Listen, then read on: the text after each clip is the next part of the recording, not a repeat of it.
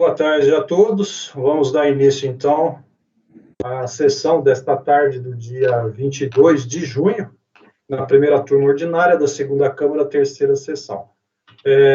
Para essa sessão estão pautados os processos de número 68 a 90. Não houve retirada de pautas, nem há pedido de sustentação oral. Então, pretendemos fazer os julgamentos na sequência numérica da pauta. Começando pelo item 68, ele é um paradigma, um processo da Rodop Indústria e Comércio de Alimentos, de relatoria do conselheiro Leonardo Andrade. O paradigma é o processo final 2012 e os itens do lote, os processos do lote são os itens 69 a 78. Com a palavra, então, o conselheiro Leonardo. Obrigado, presidente. Boa tarde a todos. Presidente, alguém poderia me mandar o voto? Caiu de novo minha pasta T aqui.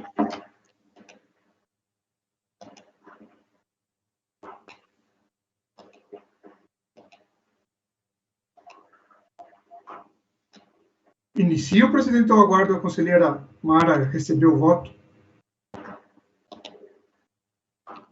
Se alguém puder mandar, que eu não vou conseguir enviar agora.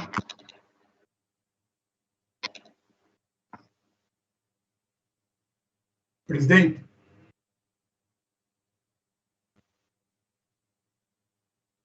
Pode começar, sim. Posso iniciar? Obrigado. Trata o presente processo de crédito de fins no cumulativo, mercado interno, relativos ao primeiro trimestre de 2007, no valor de R$ 2.021.000 não reconhecidos, conforme despacho decisório. De acordo com o despacho decisório emitido em 3 de janeiro de 2013, não teria sido possível confirmar a existência do crédito indicado, posto que a contribuinte não teria atendido a intimação para a apresentação dos arquivos digitais, compreendendo as operações efetuadas no período, conforme previsto na Instrução Normativa 86/2001, em estrita conformidade com a DE, o FIS 1501. A contribuinte apresentou manifestação de inconformidade, a qual foi julgada improcedente, e eu transcrevo a emenda. O recurso voluntário foi interposto de forma hábil e intempestiva, contendo em breve síntese os seguintes argumentos. Nulidade do despacho decisório por violação à ampla defesa e ao contraditório, pois precisaria de mais tempo para obtenção dos arquivos exigidos, tendo em vista que alterou seu sistema operacional, e o ato declaratório COREC 3/2012 prorrogou o prazo para respostas às intimações relacionadas a pedidos de ressarcimento do PIS e da COFINS, nas quais se solicita a transmissão de arquivos digitais. O prazo estabelecido pelo ato declaratório COREC 3/2012 é de 110 dias, que não estava dispensado de apresentar os documentos digitais. No entanto, o prazo para atendimento da intimação foi alterado para maior. Deveria ter sido intimado após o término do prazo para eventualmente apresentar outros documentos comprobatórios do crédito pleiteado, antes de ter seu pedido indeferido. O pedido de diligência formulado na manifestação de inconformidade foi negado, sob a singela alegação de que a perícia somente se justificaria caso a prova não pudesse ser produzida pelo contribuinte. À época em que foi intimado a se manifestar sobre a legitimidade dos créditos, sua atividade de apuração estava muito homologada, de modo que não caberia mais qualquer questionamento quanto aos créditos e débitos registrados no período. No primeiro trimestre de 2007, apurou as contribuições ao PIS e COFINS devidas no período, bem como os créditos a elas relacionados, tendo apresentado ao fisco todas as informações relacionadas a esta apuração. O fisco tinha total conhecimento dos valores que serviram de base para a determinação do montante a ser recolhido, bem como dos créditos a serem utilizados. Ainda que tais informações não tivessem sido adequadamente prestadas, não pode o fisco agora apresentar qualquer questionamento quanto aos procedimentos adotados à época. Não pode mais questionar a legitimidade dos débitos e créditos apurados. Com o transcurso do prazo previsto no parágrafo 4º do artigo 150 do CTN, restou definitivamente homologada a atividade realizada, não podendo o fisco manifestar discordância, seja quanto à apuração, seja quanto ao pagamento do tributo. Seria contraditório admitir que, após o decurso do prazo de 5 anos, está homologada tacitamente a atividade do contribuinte na apuração do tributo devido. Tendo em vista que, à época em que foi proferido o despacho decisório, já havia transcorrido o prazo de 5 anos, conclui-se que não poderia o fisco discordar da apuração realizada. Nas declarações apresentadas, que indicava os débitos e créditos dos tributos já haviam sido homologadas pelo fisco, de modo que reputam-se válidas todas as informações apresentadas no que diz respeito aos créditos apurados. E são indevidas a multa e os juros constantes do despacho decisório, pois deveriam ter sido objeto de lançamento, no propósito dele ser garantido devido do processo legal. É o relatório, presidente. Pode ir para o voto. A nulidade do despacho decisório por violação para defesa contraditória. Em breve síntese, defendeu a recorrente a nulidade do despacho decisório por violação para defesa contraditória, pois precisaria de mais tempo para obtenção dos arquivos exigidos, tendo em vista que alterou seu sistema operacional e que o ato declaratório COREC 3/2012 prorrogou o prazo para respostas às intimações relacionadas a pedidos de ressarcimento do PIS e COFINS, nas quais se solicita a transmissão de arquivos digitais, estabelecendo o prazo de 110 dias. Trata-se de inovação recursal, razão pela qual o seu não conhecimento é medida que se impõe. Explica-se. Em sede de manifestação de inconformidade, defendeu a recorrente estar desobrigado de apresentar os documentos exigidos no ato declaratório COREC 3/2012, conforme excertos a seguir reproduzidos da peça de defesa. Abre aspas. Assim, a manifestante, pela leitura do ato declaratório, COREC 3/2012, entendeu que não estava mais obrigada a apresentar os arquivos digitais, pois já havia utilizado todo o crédito solicitado para ressarcimento e compensações efetivamente declaradas nos termos da IN 900, 2008, e já homologadas tacitamente, não havendo fixação de penalidade, que dulce inerte. Portanto, a manifestante não pode ser obrigada a apresentar os arquivos digitais com base no ato declaratório executivo COREC 3/2012, ou pelo decurso do prazo obrigatório para sua guarda. Dito isso, com ou sem análise dos documentos juntados e pelas razões acima, o despacho decisório deve ser anulado, principalmente porque aí trago que ela pede na manifestação, acolhendo a preliminar, nulidade, anular, presente despacho e decretar nulidade de todo o procedimento consubstanciado nas razões acima, seja, C, porque a manifestante ficou desobrigada da apresentação e transmissão dos arquivos digitais, fecha aspas. Como visto, em sede de manifestação de inconformidade, a recorrente defendeu estar desobrigada de apresentar a documentação solicitada pela fiscalização. Agora, em recurso voluntário, aduz que teria mais prazo para apresentar os documentos e que tal prazo deveria ter sido respeitado. A motivação do despacho decisório para o indeferimento do crédito pleiteado foi o fato de a recorrente, mesmo intimada, não ter apresentado a documentação solicitada pela fiscalização. Vejamos. Analisadas as informações prestadas no documento acima identificado, não foi possível confirmar a existência do crédito indicado, pois o contribuinte, mesmo intimado, não apresentou arquivos digitais previstos na instrução normativa SRF 86, em estrita conformidade com a DECO-FIS 15, compreendendo as operações efetuadas no período de apuração acima indicado. A decisão recorrida julgou a manifestação de inconformidade de acordo com os argumentos de defesa trazidos, ou seja, de que estava desobrigada a apresentar os documentos solicitados pela fiscalização. Do decisum atacado, tem-se. Inicialmente, a contribuinte suscita a nulidade do despacho decisório ao alegar que o ADE COREC 3/2012 dispensou do atendimento à intimação para apresentação dos arquivos digitais os contribuintes que já tivessem utilizado todo o crédito em declarações de compensação, que seria seu caso. Todavia, esse argumento não pode prosperar. No presente feito, o ADE COREC 3/2012 foi editado com a intenção de prorrogar o prazo para respostas às intimações emitidas para pedidos de ressarcimento PIS/COFINS, nas quais se solicita a transmissão de arquivos digitais. Vejamos o artigo 2º do referido ADE. Transcrevo. Conforme se verifica acima, ficaram dispensados do atendimento à intimação para apresentação de arquivos digitais os contribuintes que tivessem pleiteado todo o seu crédito em declarações de compensações, as quais já se encontrassem homologadas, tacitamente na data limite para a transmissão dos arquivos digitais. O PERDECOMP, sob análise, foi transmitido em 23 de maio de 2011. Desta forma, a homologação tácita poderia se concretizar em 23 de 5 de 2016, 5 anos, caso não houvesse neste íntere o procedimento fiscal para a verificação do direito creditório. A disposição em comento não se aplica ao caso da contribuinte, posto que, mesmo que tenha utilizado todo o seu crédito em declarações de compensação, o que não está em questão, por óbvio, não houve homologação tácita, até o prazo para apresentação dos arquivos digitais. Desta forma, como os arquivos digitais estão previstos em lei, assim como quaisquer outros documentos fiscais da empresa, a análise e reconhecimento do direito creditório poderá ser condicionado à apresentação do arquivo digital, conforme o mandamento da IN 900/2008, em seu artigo 65. Matéria agora regulada pela IN 1300/2012.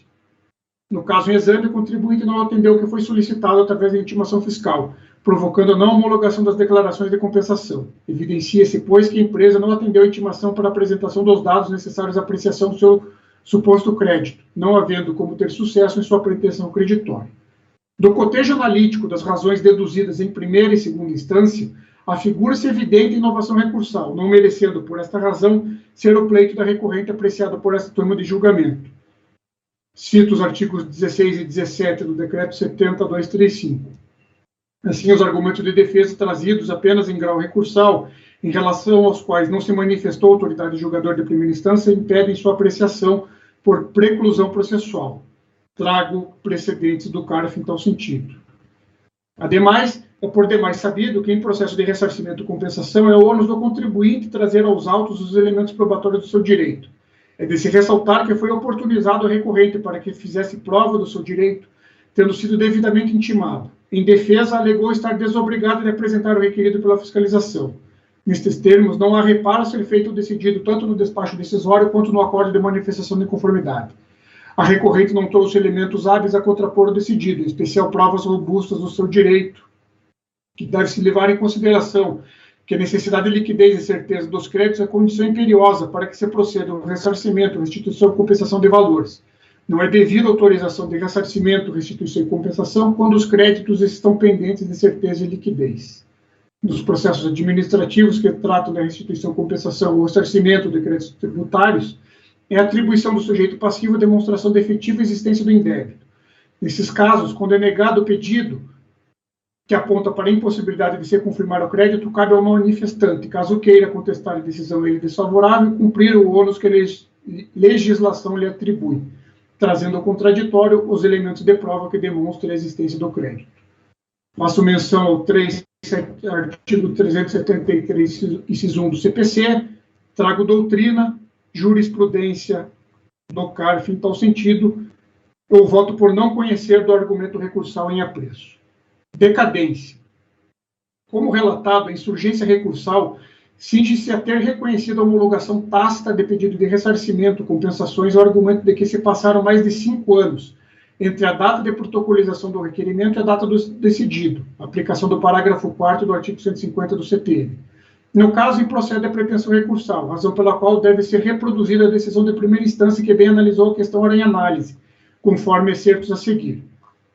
Abre aspas. A contribuinte aborda ainda a decadência desta, feita alegando que, a partir da entrega da declaração original, em 20 de janeiro de 2009, deu-se início o prazo para homologação expressa, ou a sua não homologação relativa aos créditos do primeiro trimestre de 2007, sob pena da mesma vir a ser homologada tacitamente, ainda que a Receita Federal não pode deixar de homologar o pedido de ressarcimento com base na falta de apresentação de documentos ou arquivos digitais, cuja guarda e manutenção não são mais obrigatórias desde 2012. Todavia, tal argumento não pode prosperar.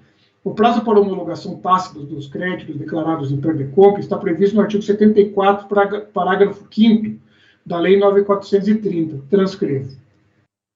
Portanto, não cabe razão ao contribuinte quanto ao início do prazo para a contagem do prazo para homologação, o qual será de 5 anos contados da entrega do Perdecomp, retificador transmitido em 23 de maio de 2011. Fecha aspas.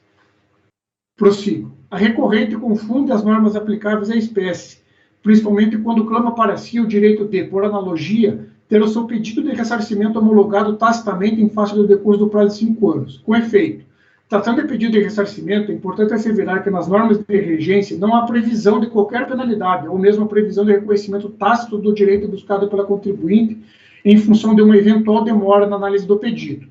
A simples leitura do parágrafo 5º do artigo 74 permite compreender que não existe fundamento para a alegação da recorrente. Não há limitação temporal para análise do pedido de ressarcimento e homologação tácita para tal pedido, mas apenas para a compensação declarada. São institutos distintos e não é possível aplicar analogia para tal situação. Ainda deve ser aplicada a uníssona jurisprudência deste CARF, a qual reconhece não ser aplicável a homologação tácita em pedidos de ressarcimento e restituição. Trago precedentes. Ademais, o prazo para a contagem de homologação tácita em pedido de compensação é de 5 anos da entrega do Perdecomp retificador, transmitido, no caso concreto, em 23 de maio de 2011. com a apresentação do pedido retificador, houve alteração no marco inicial para a contagem do prazo quinquenal, com vistas à homologação tácita, não prevalecendo a tese recursal. Assim, tendo sido emitido o despacho decisório em 3 de janeiro de 2013, consciência por parte da recorrente em 17 de janeiro de 2013, não há que se falar de homologação tácita, considerando a entrega do perder-compra retificador em 23 de maio de 2011. A declaração retificadora apresentada pela recorrente, uma vez admitida, substitui a original, não sendo possível admitir que seja considerada a data da declaração primitiva, para a finalidade de se tomar como termo inicial do prazo de fluência para homologação tácita, previsto no artigo 74, parágrafo 5º da Lei 9.430, como pretende a empresa recorrente, tudo pelo fato de que a declaração que consubstancia o seu pleito é a retificadora e não a original. O entendimento é pacífico no CARF, novamente trago diversos precedentes. Diante do exposto, voto por negar provimento ao recurso voluntário no termo. Sobre a impossibilidade da aplicação de multa e juros. Defende a recorrente que são indevidas a multa e os juros constantes do despacho decisório, pois deveriam ter sido objeto de lançamento do propósito de lhe ser garantido o devido processo legal. Nada a deferir no tópico. Com relação à multa aplicada, é prevista em lei e legal, por artigo 61 da Lei 9.430. Transcrevo. Nada a deferir sobre o termo. No que se refere ao argumento de que são indevidos juros, mais uma vez improcedente a insurgência da recorrente. Novamente, trago o texto legal, o artigo 61, parágrafo 3º. Ainda, questão pacífica no CARF, com a aplicação da súmula CARF número 4. Como não foi possível a homologação das compensações vinculadas em decorrência da insuficiência de crédito sobre os débitos, cujas compensações restaram não homologadas, é cabível a incidência de juros em multa demora. Nega-se provimento ao recurso no tópico. Conclusão. Diante do exposto, voto por conhecer parcialmente das razões recursais em razão de preclusão e, na parte conhecida, negar provimento ao recurso voluntário. É como voto, presidente. A parte que não está sendo conhecida é a própria arguição de nulidade do despacho decisório que não foi suscitada na primeira instância. As demais matérias... Ela defendeu que não estava obrigada a apresentar a documentação. Sim. E depois ela quis defender que ela tinha um outro prazo para apresentar essa documentação. Ok. Então, ela inverteu a sua defesa, passou a trazer um argumento diferente do inicialmente apresentado. Ok, daí a preclusão. Tá. E aí as duas matérias de direito, decadência em relação a pedido de ressarcimento e exigência de juros e multa. Exato. Ok, conselheiro Elcio, pode votar? Com o relator. Conselheira Mara. Com o relator. Conselheiro Pedro. Também acompanho. Conselheira Lara. Com o relator, presidente. Conselheiro Laércio. Com o relator. Conselheiro Márcio. Acompanho. Eu também. Por unanimidade de votos, conheceu-se parcialmente das razões recursais em razão de preclusão. Na parte conhecida, negou o provimento ao recurso voluntário. Esta decisão do paradigma item 68 da RODOPA se aplica aos itens 69 a 78 da pauta. Próximo item, 79, processo 2015-49, é o embargo da Fazenda Nacional, cujo interessado é Unimed Campo Grande, relatoria do conselheiro Laércio. Ele saiu em vista em abril para o conselheiro Elcio, e maio, por falta de tempo, ele não foi retomado o julgamento. No início do julgamento, em abril, o relator votou para acolher os embargos sem efeitos infringentes, manter a negativa de provimento ao recurso de ofício e dar provimento parcial ao recurso voluntário, para excluir da base de cálculo das contribuições os valores referentes a repasses, a cooperados e os dispêndios com a rede própria. Houve, naquela época, sustentação oral pelo Dr. João Augusto Monteiro Siqueira. Então, vou retornando à pauta com a vista do conselheiro Elcio. Presidente, Sim. antes da vista do conselheiro Elcio, se eu puder, eu fiz um ajuste aqui no voto, pequeno ajuste. O que acontece? Os embargos manejados, basicamente, dois núcleos, né? O primeiro, que seria o recurso de ofício, que é alegado que não foi examinado as receitas financeiras, patrimoniais e provisões técnicas, né? Pois só teria no voto analisado a transferência, e basicamente barra de tributação, e nos embargos também falava sobre a omissão, a omissão em relação ao repasse dos valores aos cooperados. Esses seriam os dois pontos que foram manejados no recurso, nos embargos pela Procuradoria. No entanto, depois daquela discussão que nós tivemos aqui inicialmente, no colegiado, fui rever todo o processo. O que ocorre? Na admissibilidade dos embargos de declaração, ela ocorreu só em razão do recurso de ofício. Ela não admitiu este ponto, o repasse dos valores aos cooperados. Daí, por isso, eu fiz um ajuste no meu voto e gostaria de reler, quer dizer, lê-lo. Posso? Sim. Tá. Presidente, a conselheira Mara caiu, ela está tentando retornar. Então, antes de ler, então, presidente, só para situar os colegas, o meu antigo voto está numa pasta lá, voto antigo, né? E tem o novo, a gente vai utilizar o novo que está no lado externo ali.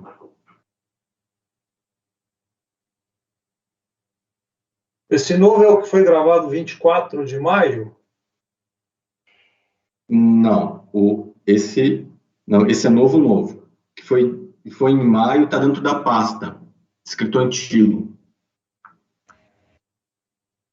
22/6, o novo. Isso, 22/6 está escrito novo na frente ali, 14. Está escrito novo no final. No final. Ah, tá. Bem no finalzinho. Uhum. Eu coloquei na pasta para a Mara como sendo novo, vou ter que apagar. Então.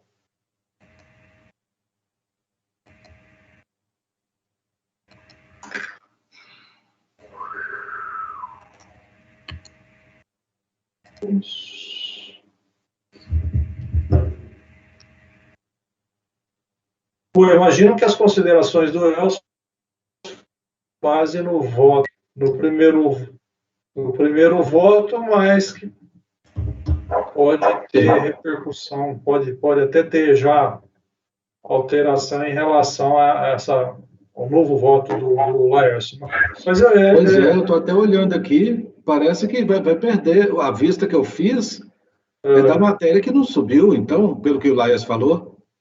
Eu estou até lendo aqui o despacho de admissibilidade, se for, minha vista não vai valer nada. É que eu fui, pior que eu reli final de semana, Elcio. Eu estava tão convicto, eu disse, não, vou reler de novo, reli final de semana.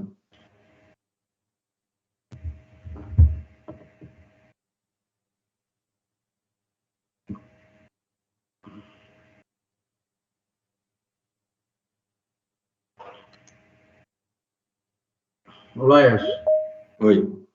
depois, se puder e se tiver de acordo, não é bom transcrever no relatório a conclusão do despacho de admissibilidade? Posso acrescentar mais.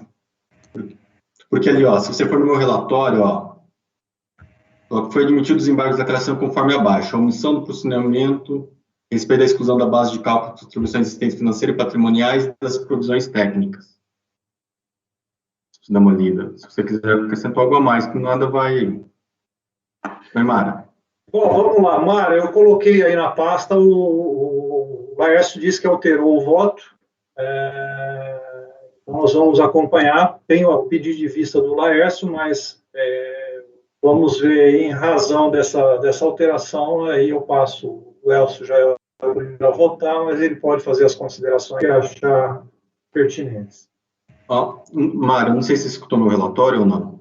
Eu passo rapidinho. Não? Então é o seguinte, Não, mas pode deixar, Laércio. Ele só fez uma explicação, não sei se consta assim, de forma... Mas vou bem sucinto. É o embargo de declaração manejado pela PGFN, né?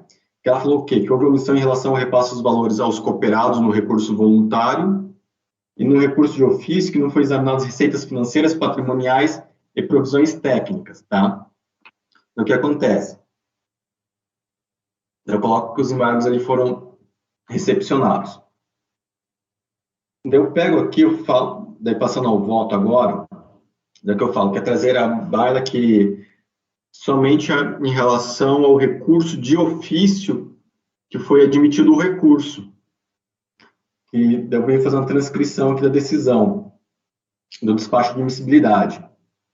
Ou seja, ele vem trazendo somente a questão do recurso de ofício. E a questão do repasse dos valores dos cooperados, nada ele admitiu. Eu fui verificar um pouco mais a fundo se a gente poderia fazer isso de ofício, já que a própria admissibilidade do recurso nada mencionou, né? Mas a admissibilidade foi plena, né, Laércio? Eu estou olhando aqui. Apoios aclaratórios propostos pela Fazenda Nacional para saneamento das omissões. E uma das omissões é o repasse para os cooperados. Mas o corpo dela. Mas nos fundamentos, ele nada traz sobre isso. Só no relatório. Aqui ele traz aqui, ó. Quer ver? Eu li isso aqui. Aqui é o arrazoado. Após síntese dos fatos relacionados com a lide, acusa a decisão de omissão de oferecimento de fundamentação para exclusão da base de cálculo do valor dos repasses dos cooperados. E lá no final ele acata tudo. Então esse aqui também foi acatado. Então deixa eu ler aqui, então, ó. O que acontece? Ele vem trazendo um trecho aqui que ele fala. A admissibilidade. São esses os fatos. Passo a análise dos pressupostos de admissibilidade do apelo. Ele faz aquela introdução que a PGFN manejou os embargos de declaração. Ele vem trazendo aqui que no artigo, conforme nos termos do artigo 61 do RICARF, cabe os embargos. Ele falou assim, para melhor compreender, ele transcreve o trecho do recurso de ofício. Daí, Elcio, tá uns passos abaixo. Só deixa eu terminar o voto aqui, daí a gente discute. Perdão, a gente discute aqui. Daí ele vai falando o seguinte, que o voto condutor na decisão embargada limitou-se a ratificar a decisão de julgamento administrativo de primeira instância, e assim filo somente em relação à tributação e receitas relativas à transferência de responsabilidade. No entanto, a decisão de julgamento administrativo de primeira instância também decidiu que as receitas financeiras, patrimoniais e tais receitas devem ser subtraídas da ação, A omissão do pronunciamento a respeito da exclusão da base de cálculo das contribuições das receitas financeiras patrimoniais e das provisões técnicas, é que se refere o inciso 2, 3 da planilha. Então, daí ele vem falando o seguinte, com essas considerações para os fins previstos, foi dado pela portaria, acolhe os aclaratórios para saneamento. Então, diante da parte do fundamento aqui, ele tratou não somente da exclusão da base de cálculo das receitas financeiras, patrimoniais, das provisões técnicas, que é do recurso de ofício. Em relação ao recurso voluntário, ele não trouxe. Daí, aqui no meu voto, eu transcrevo esse despacho de admissibilidade. Eu vou falando que como se extrai os embargos da declaração, foi somente admitido em relação à omissão do recurso de ofício. E nada admitindo sobre a omissão manejada no recurso voluntário concernente ao tópico que repassa aos cooperados. Ele não tratou isso nos fundamentos. Assim, daí eu trago o parágrafo 7º do artigo 65 do RICARF, que cabe aos embargos de declaração quando contiver obscuridade, omissão e contradição, em tradição dos fundamentos, parágrafo 7º. Não poderão ser incluídos em pauta de julgamento, embargos de declaração para os quais não haja despacho de admissibilidade. Então, o que eu estou compreendendo aqui, que em relação à admissibilidade do repasse aos cooperados, o presidente não fez admissão. Então, daí, sobre este tópico, nós não poderíamos, porque não há um fundamento de admissão em relação a isso. E ele não falou se houve omissão ou não. E até porque no meu voto originário, em relação ao repasse, eu estava tratando como obscuridade, porque eu citava o artigo 32, que aparentemente o conselheiro Elcio não concordava lá da IN 1919, e o pedido de vista foi até por nesse sentido. Então, presidente, até pela conselheira Lara, não sei se conhece a matéria ou não, em relação aos demais tópicos ali do recurso de ofício, o que acontece? Eu venho reproduzindo aqui a decisão da RJ, né, em relação a receitas financeiras e patrimoniais, que eu falando que tem que excluir da base de cálculo. E ainda sobre as provisões técnicas, se precisar uma leitura mais pormenorizada, a conselheira Laura, eu faço, tá?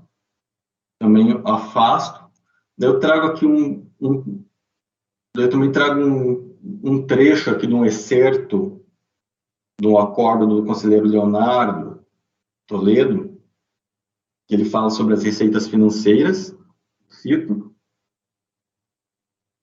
e também outro acórdão aqui, trago outro excerto falando sobre a dedução das provisões técnicas. Aí eu cito ainda a IN 1919, desse aqui estou acrescentando, né, no artigo 32, né, inciso 3º, e adoto como fundamento as razões de decidir da própria DRJ nos termos do RICARF, artigo 57, parágrafo 3º do RICARF.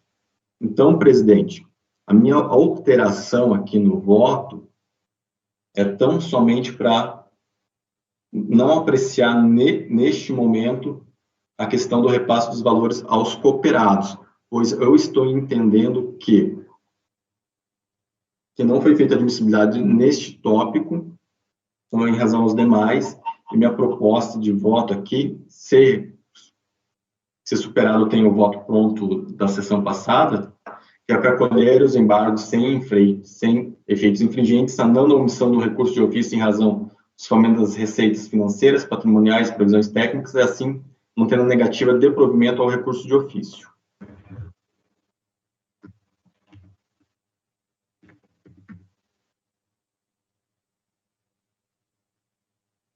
Eu estou olhando aqui o embargo da Procuradoria, os embargos, né? Aí ele fala, ó, constata-se a existência de omissão, aí ele sublinha e grifa, pois a turma não apresentou fundamentação na parte relativa aos repasses aos cooperados. Esse é o centro dos embargos. Aí depois ela vem, na sequência, e fala, ademais, no exame do recurso de ofício, a turma somente examinou a matéria referente à transferência de responsabilidade, não analisou os demais itens. Mas a omissão que ela aponta é dos repasses ao cooperados. A omissão central, se você vai lá é uma folha só, os embargos. Sim, conselheiro Elcio. Mas o fato é que ela traz esse argumento e do recurso de ofício, correto? Oi? Ela traz esse argumento aqui referente ao repasse aos cooperados, né? A Procuradoria. Isto. E o segundo argumento dela, o quê? É em relação ao recurso de ofício, correto? Exato. Mas, então, até aí eu concordo. Tanto é que consta no meu relatório. Mas a divergência é o quê? Que daí Não, mas se você for lá na admissibilidade, aqui ó, para você ver, na admissibilidade, na segunda folha do admissibilidade, está lá, ó, o arrazoado, após síntese dos fatos relacionados com a lide, acusa a decisão de omissão de oferecimento de fundamentação para exclusão da base de cálculo do valor de repasse aos cooperados. Ademais, o acordo não se teria pronunciado sobre todas as rubricas excluídas da exalação pela DRJ, receitas financeiras patrimoniais. Aí ela vem, a pessoa que fez o termo aqui, e esmiuçou só a parte das receitas financeiras. Ela não esmiuçou a outra. Então, porque ela achou necessidade de esmiuçar só essa. E no final, lá, ela vem e fala aqui, ó. Não, mas olha, com essas considerações, acordos aclaratórios não foi parcial, foi total. Acordos aclaratórios propostos pela Fazenda Nacional para saneamento das omissões, ela até põe no plural, do voto condutor do acordo. Não vejo como. Não, mas olha, Elcio, ali que você tem que verificar o quê? Na hora que você faz a leitura do ou arrazoado, o parágrafo de baixo diz o quê? São esses os fatos. Faço análise dos pressupostos de admissibilidade do apelo, ou seja, aqui é o relatório do despacho. Então, o que acontece? Há um erro material aqui, em razão Mas eu acho que aí é um formalismo extremado que você está tentando. Eu acho. Sabe por que não? Ele tem que, do mesmo modo que no voto, eu tenho que dizer por que eu nego do provimento, aqui também no despacho, ele tem que dizer se os fundamentos para ele admitir ou não, nem que for numa única linha. Mas ele concordou que não houve fundamentação? O presidente concordou? Não, mas eu discordo aqui porque são 3 pontos do recurso de ofício. As omissões são em relação a 3 pontos do recurso de ofício. Posso fazer uma Laércio, mas veja só, de fato, veja só, a conclusão do despacho de admissibilidade é que ele faz, ele determina o que ele está acolhendo, e de fato são todas as omissões. A questão de quais foram os fundamentos utilizados, se foi falho em um ou outro, a questão é que o despacho ele conclui de forma incisiva que está se acolhendo os embargos da Fazenda para que seja saneado todas as omissões. E quais são as omissões? As apontadas pela Fazenda. Então, se entre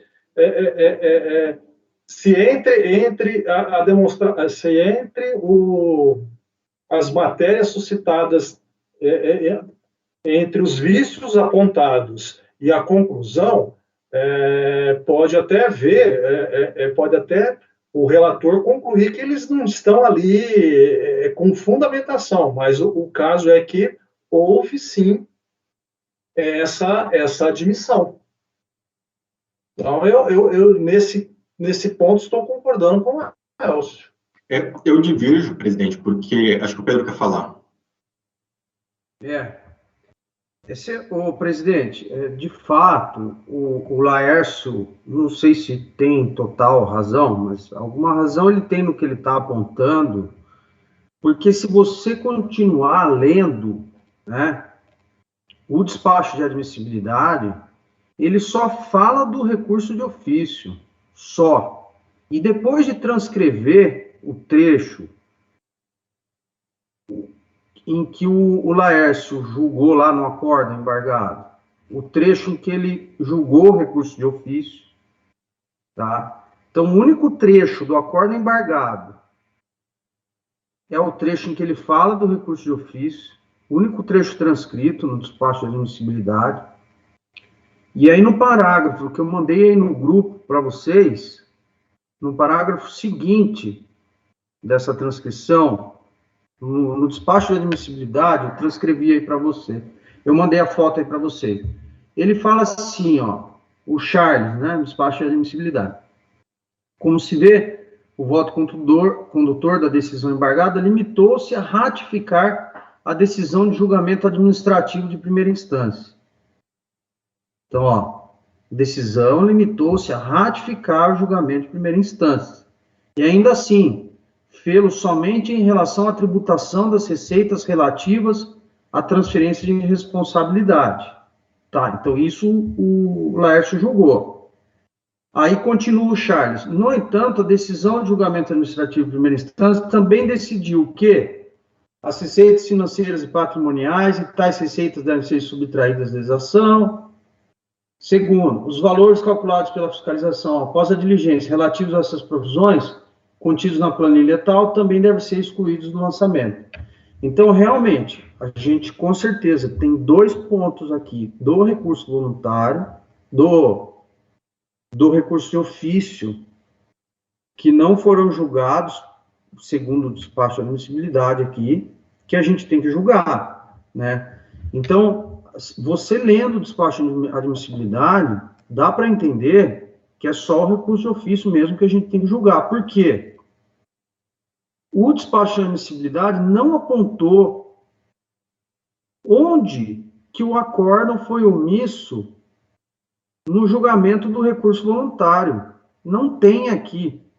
O Charles não transcreveu o trecho do recurso voluntário onde supostamente existiria essa omissão sobre o repasse aos cooperados ou não. Então, não tem aqui isso. Meu sentimento também é esse. Não tem. E eu repito, eu falei quando esse processo veio a primeira vez, né? O repasse aos cooperados, a gente sempre julga o repasse aos cooperados quando julga essa matéria.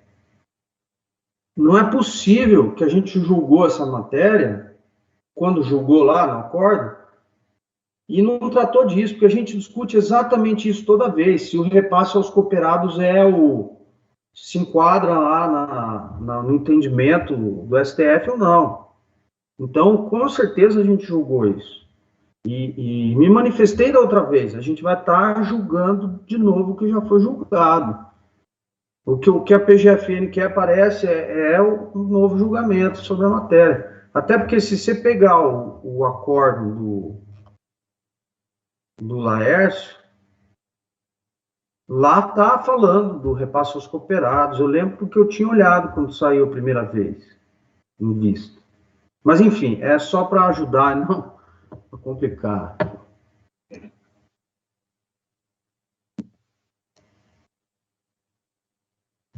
Bom, vamos lá. Em síntese, Presidente, estou tentando dar uma olhada aqui no manual do conselheiro, com certeza ele vai nos socorrer nesse aspecto.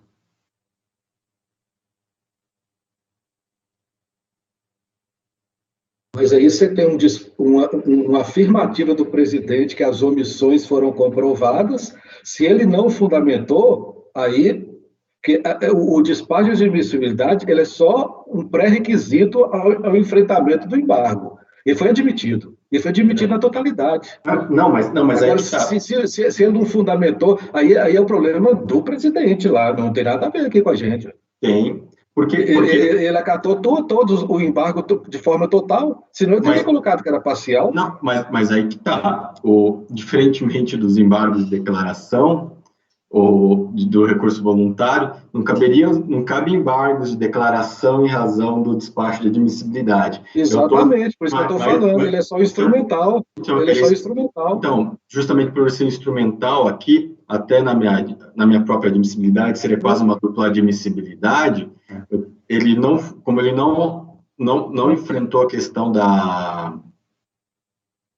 dos fundamentos. Você vai ter que representar o presidente, então. Uma decisão sem fundamento. Isso aí representa, é um material. É um material de forma total. Então você vai ter que representar. É um material, não tem representação.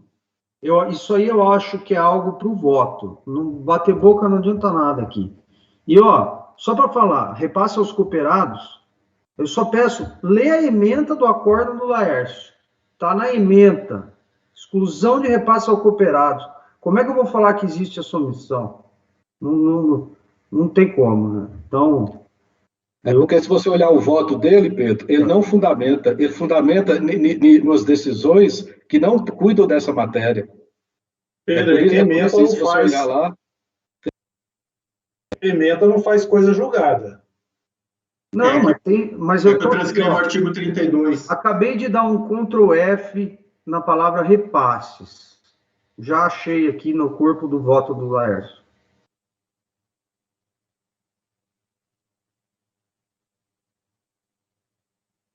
O fundamento já.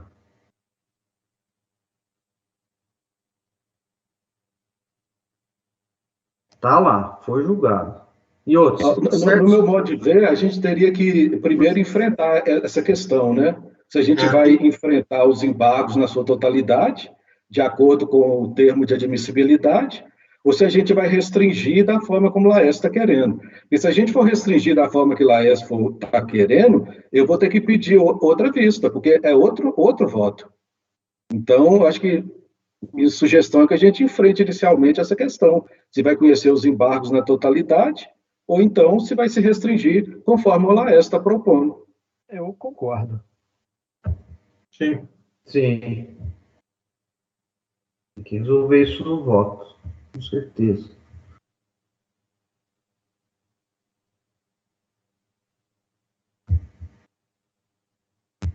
Então, vamos lá. Proposta do Laércio.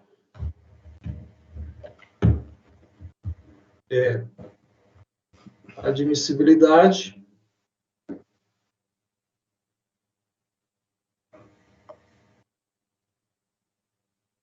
Cadê o voto?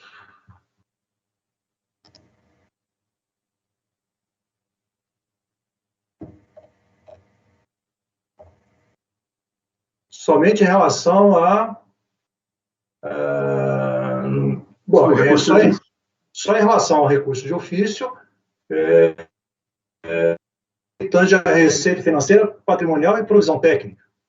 Isso. Tá. E aí não incluiria a matéria do recurso voluntário.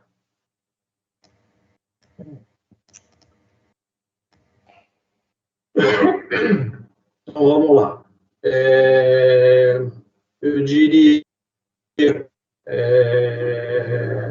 a votação se estaria de acordo com o relator restringindo ou não a admissibilidade dos embargos em relação ao recurso de ofício concernente às receitas financeiras, patrimoniais e provisão técnica.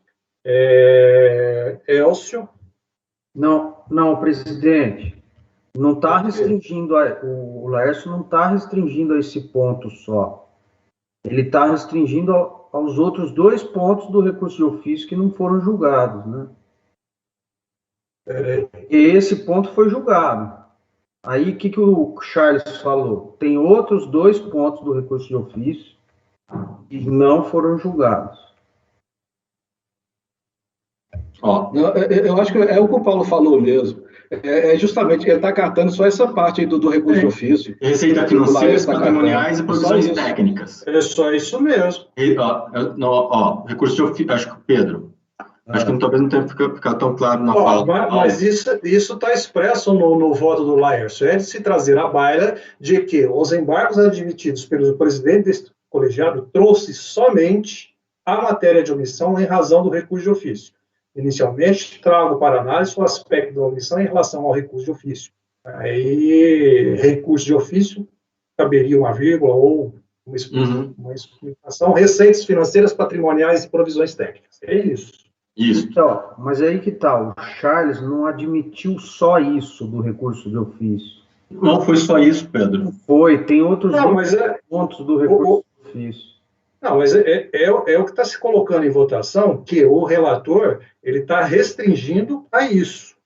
Ah, tá. Então, nós estamos votando se admite somente essa matéria ou não. Se for só essa matéria, o voto como está. Ele até adiantou, se não for, eu acho que aí se reporta ao voto apresentado na sessão passada. É isso, Lércio? Exato.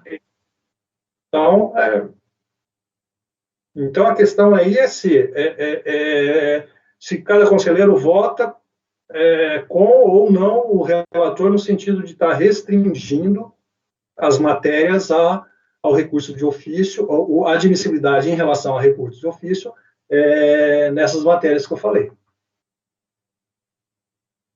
Receita financeira, patrimonial e provisão técnica. Então, Elcio? Bom, e não obstante a baixa qualidade do termo de admissibilidade, que realmente ele aborda as duas questões levantadas, aprofunda só numa delas e no final dá para todas, né? Mas, assim, para mim o que vale é o dispositivo do termo de responsabilidade. Se eu não concordo com os fundamentos que o presidente utilizou para admitir ou não, é outra coisa. Mas ele tem competência para isso, para decidir. Se você acha que ele não cumpriu com o seu papel da forma como a norma prevê, a única forma que eu vejo aí é uma representação. Mas aí, no caso aqui, na conclusão do termo de admissibilidade, e está lá em cima, lá falando que uma das omissões não, a omissão principal é a falta de fundamentação do repasse aos cooperados, e lá no final vem o presidente e fala, reconheço as omissões e acolho os embargos. Ele não fala que é parcial, ele acolhe total. Então, eu não vejo como a gente afastar isso, eu não vejo. Agora, essa é a minha posição, então eu ouvi os colegas, né? Ok. Leonardo. Presidente, com todo o respeito, eu vou divergir do conselheiro Elcio e acompanhar o relator pelo seguinte fato. Quando o presidente Charles, pelo menos a minha compreensão, né, ele, em sua conclusão, ele fala em omissões, ele está se reportando às omissões que no parágrafo antecedente ele diz que reclamam saneamento. E quais foram as omissões que o presidente Charles entendeu que reclamavam saneamento? A exclusão da base de cálculo das contribuições das receitas financeiras e patrimoniais, esta é uma omissão, e a segunda omissão das provisões técnicas, a que se refere o inciso 2 do parágrafo 9º do artigo 3º da Lei 9.718. Reclama saneamento. Então, são duas omissões que reclamam saneamento, de acordo com o despacho. A questão da omissão, digamos, em maior extensão, no despacho de admissibilidade, ela só é tratada em sede de relatório. Tanto que o presidente Charles ele fala, o arrazoado. O arrazoado trouxe as omissões, os argumentos que entendeu estarem omissos. Mas o despacho de admissibilidade não admitiu. O despacho de admissibilidade ele admite as omissões e que consta que reclamam saneamento, que são as duas omissões apontadas pelo conselheiro Laércio. Então, eu vou acompanhar o conselheiro Laércio, presidente. Presidente, posso fazer uma ressalva aqui? Fazer um adendo? Por mais que esteja no regime de votação, eu trouxe um trecho aqui do manual do conselheiro, que ele falando da admissibilidade, ainda ele fala o seguinte, que o conselheiro deve, sobretudo, verificar se a alegação constitui efetivamente uma das hipóteses do artigo 65, ou seja, uma das hipóteses de embargos. Não foi verificado isso.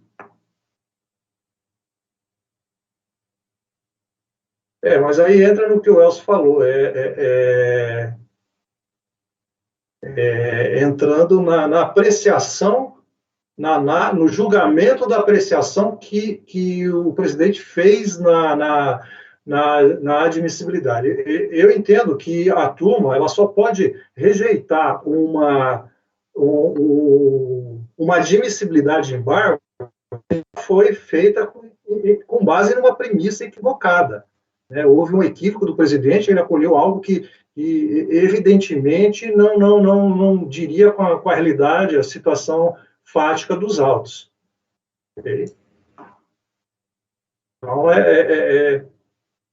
Então, o Elcio posicionou bem.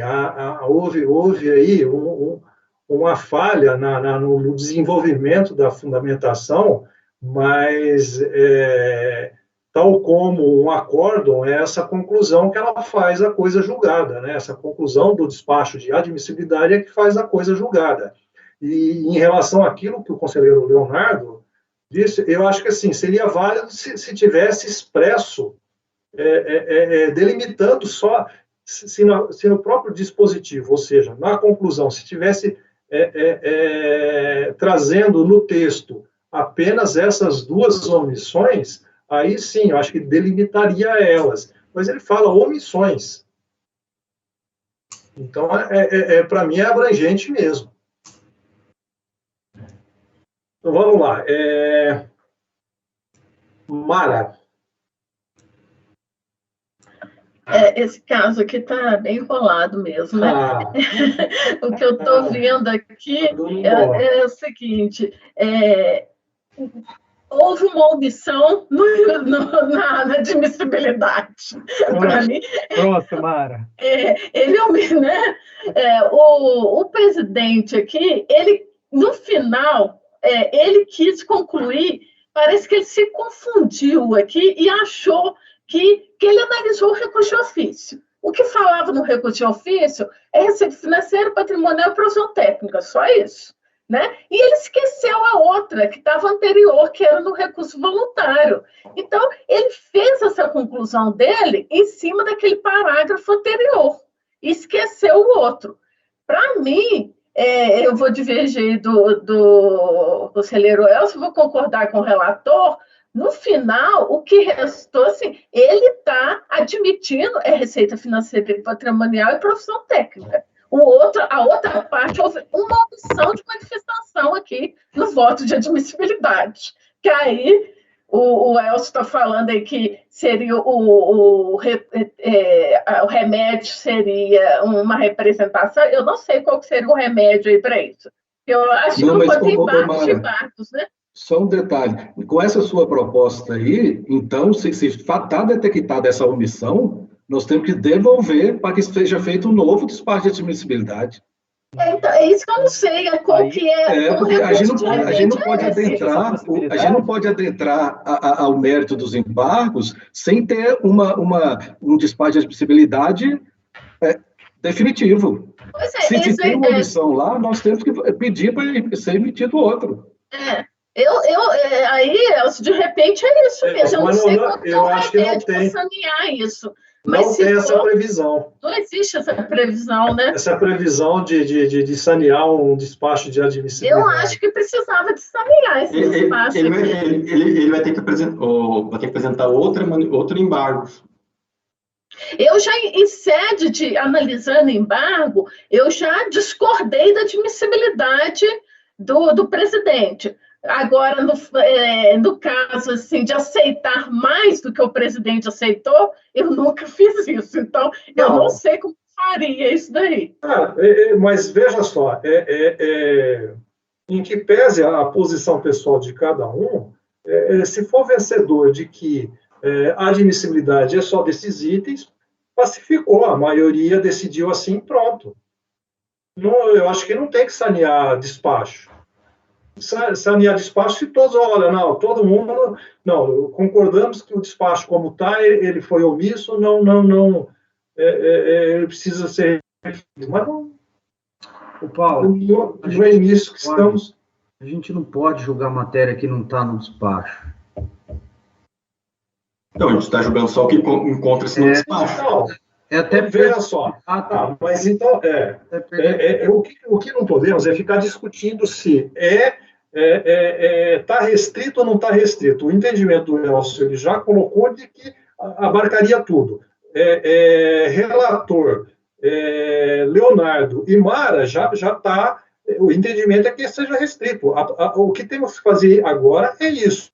Está restrito as duas matérias ou não? Fora disso, a gente vai ficar discutindo somente. Vamos votar. Então, vamos lá. Mara acompanhando, né? O Laércio. Próximo, Pedro.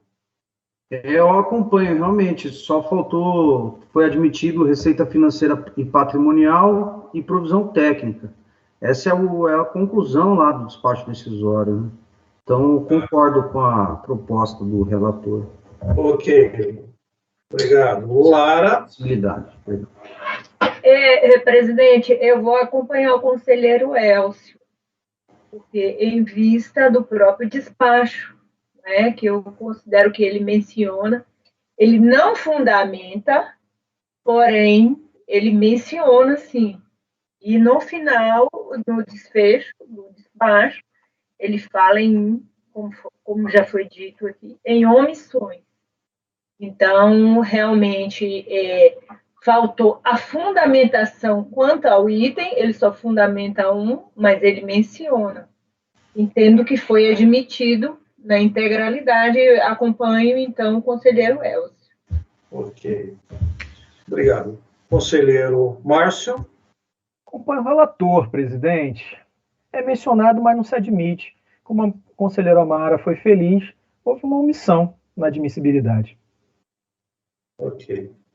Eu também compartilho do mesmo pensamento do conselheiro Elcio e Lara, e somos vencidos. Então, a admissibilidade está sendo restrita àquilo que o relator está se propondo neste voto apresentado nessa sessão. Então, vencido essa preliminar de um embargo, acho que é a primeira vez que eu vejo isso, uma preliminar de embargo. Uma O prejudicial. voto vista está prejudicado. Eu nem vou ler. Tá Quero certo, só a outra questão.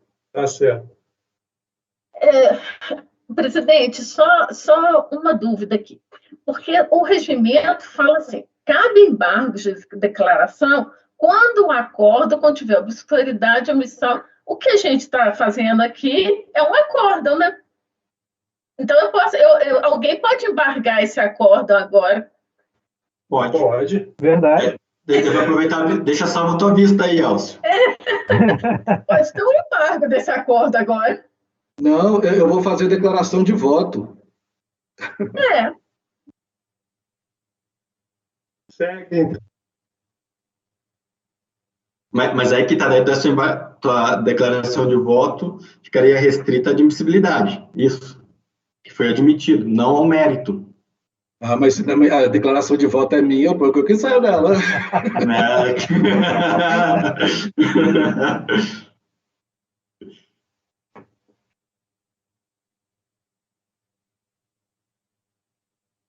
O presidente está sem som. Eu ia falar exatamente o que o Elcio falou. Ele vai colocar o que ele quer. Brincadeiras à parte. Vamos lá. O voto, Laércio.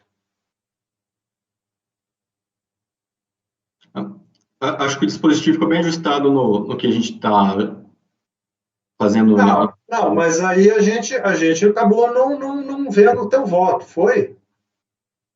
Ah, tá. Não, O voto no embargo.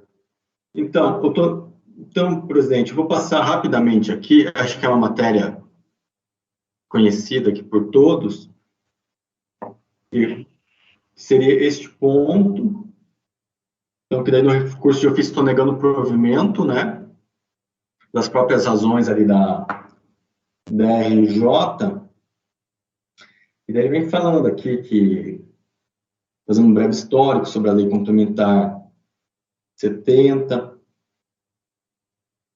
daí traz ali em negrito que são isentas contribuições para a sociedade cooperativa, atos cooperados para própria finalidade. Ele vai seguindo, traz o artigo 3º, que também, que conforme o artigo 15 como disposto no artigo 66 da 9430, ele vai citando o artigo 15, que as sociedades cooperativas poderão observar o disposto no artigo 66 da 9430 e excluir da base de cálculo da COFINS os valores repassados associados decorrendo da comercialização, as receitas de venda de bens e mercadorias para fins das operações referidas.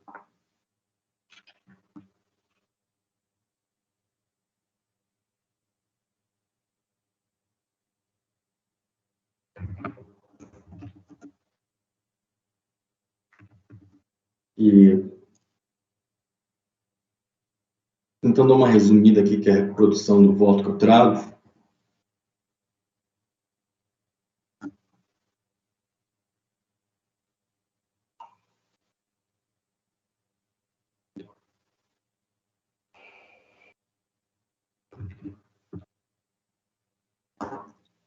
E inclui que esse cooperativo possui a mesma base de cálculo do PIS e da COFINS que as demais pessoas jurídicas, ou seja, a totalidade subtrai das exclusões gerais de algumas deduções. Assim, no novo contexto legislativo, no âmbito da contribuições sociais, deixa de existir razões para discutir a esfera administrativa de questões relativas ao regime jurídico da sociedade, que não se discute mais, que as operadoras de condução, independentemente de terem forma de cooperativo, têm direito a deduções próprias das atividades que são relacionadas no parágrafo 9º do artigo 3º da Lei 9718, daí aqui está na determinação da base de cálculo de contribuição para o PIS, PASEP e COFINS, as operadoras de plano de ciência poderão deduzir, aqui tem as hipóteses, o valor referente à indenização de conhecimento de evento corrido, antecipadamente deduzindo importância, parcela contra pecuniária destinada à constituição de provisões técnicas.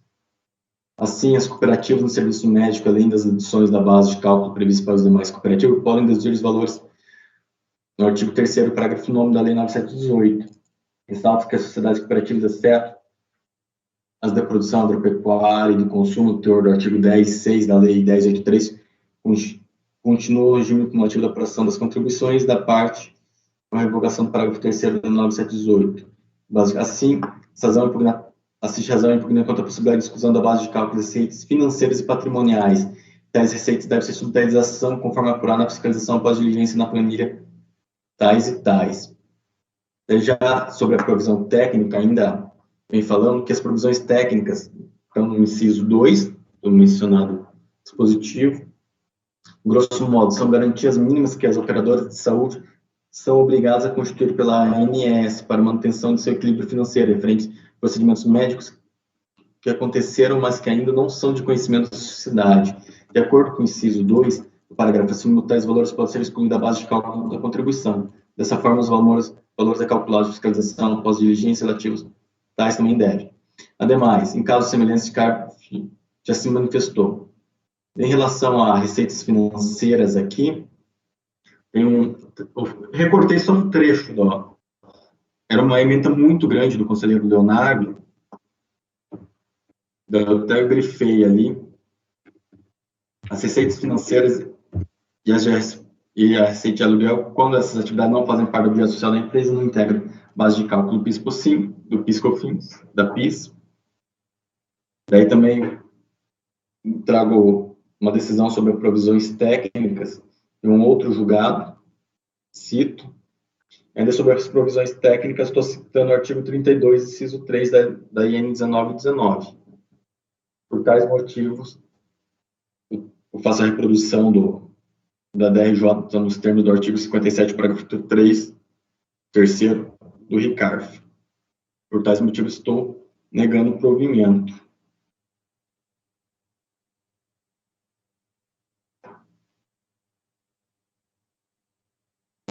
Você está negando o provimento? Você está rejeitando os embargos?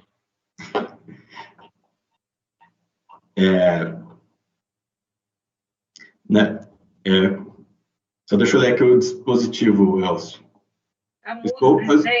Estou acolhendo os embargos sem efeitos infringentes, sanando a omissão do recurso de ofício em razão dos fundamentos das receitas financeiras, patrimoniais e previsões técnicas, assim mantendo o negativo de provimento do recurso de ofício.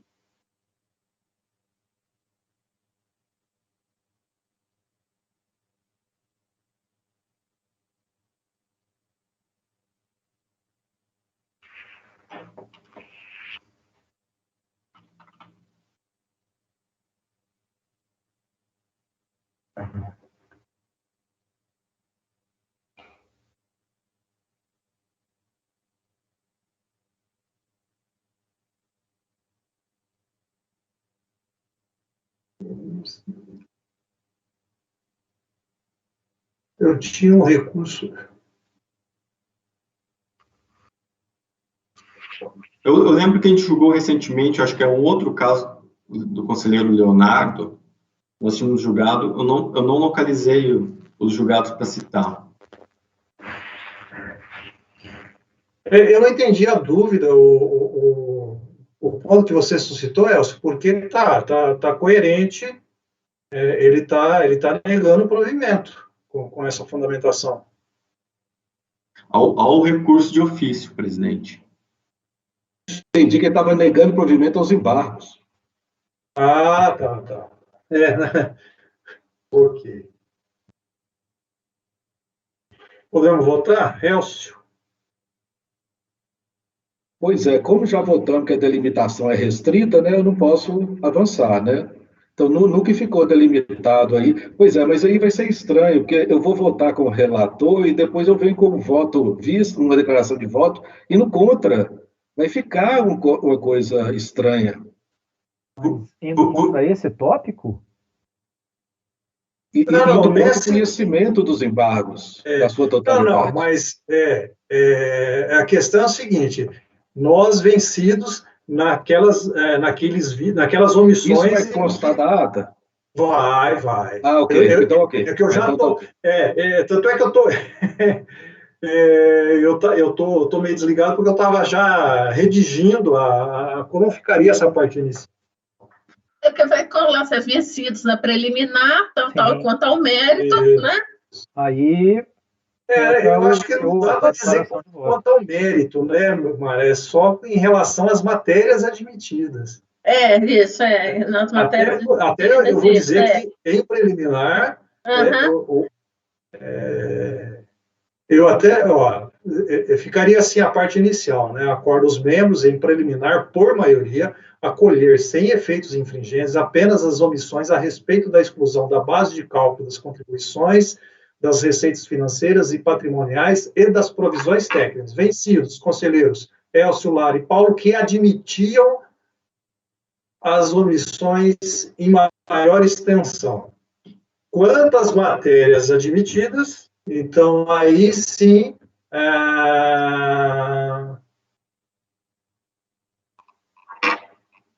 quantas matérias admitidas, sana-se a omissão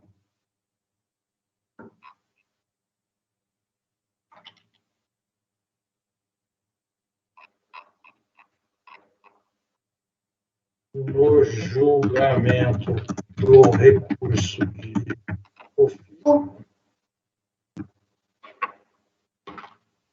Aí é o que ele escreveu. Sana, então, a omissão do julgamento do recurso de ofício em razão dos fundamentos das receitas financeiras, patrimoniais e provisões técnicas, mantendo-se a negativa de provimento. Espera aí, ficou... Sanando a omissão, então tira esse recurso. Sanando a omissão em razão dos fundamentos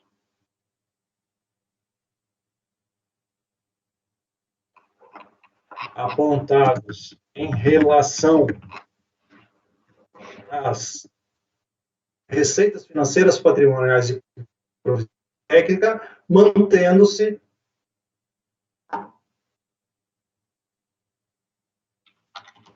mantendo-se a negativa de provimento ao recurso de ofício. Aí eu acho que a redação dá para ficar assim. Então, o que está se fazendo aí em relação a essa parte admitida, está se sanando a omissão em razão dos fundamentos apontados em relação às receitas financeiras, patrimoniais e provisões técnicas, mantendo-se a negativa de provimento ao recurso de ofício. Então, esse seria o dispositivo no qual estamos... conforme a proposta, já na primeira parte, é aquilo que em preliminar decidimos, mas nessa segunda parte, conforme está se propondo o relator. Essa segunda parte, eu acabei de redigir, coloco aí para...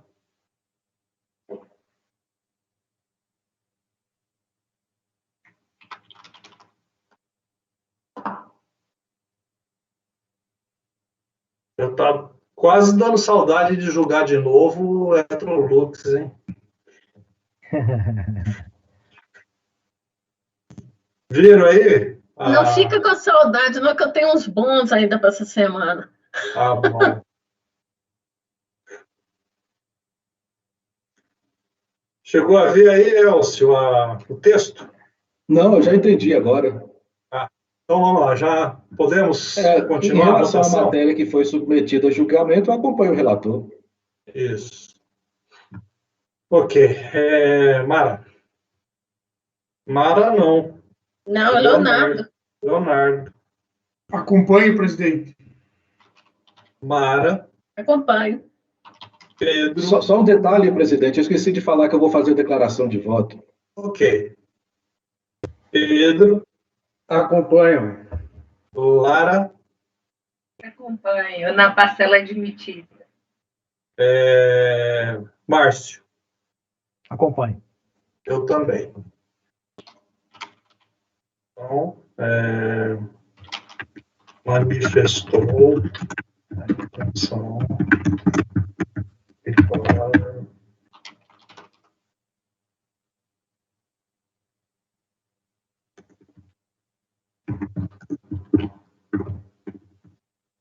A decisão é: acorde os membros do colegiado, em preliminar, por maioria de votos, acolher, sem efeitos infringentes, apenas as omissões a respeito da exclusão da base de cálculo das contribuições, das receitas financeiras e patrimoniais e das provisões técnicas, vencidos o conselheiro Elcio, Lara e Paulo, que admitiam as omissões em maior extensão. E quanto à matéria admitida, por unanimidade de votos,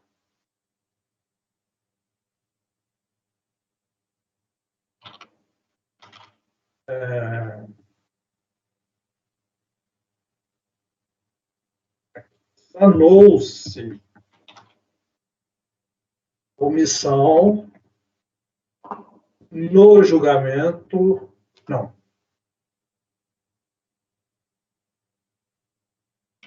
Sanou-se a omissão em razão dos fundamentos apontados em relação às receitas financeiras, patrimoniais, provisões técnicas, mantendo-se a negativa de provimento ao recurso de ofício. Manifestou a intenção de declarar voto, conselheiro Elcio. Manifestou ainda a intenção de embargar a decisão, a conselheira.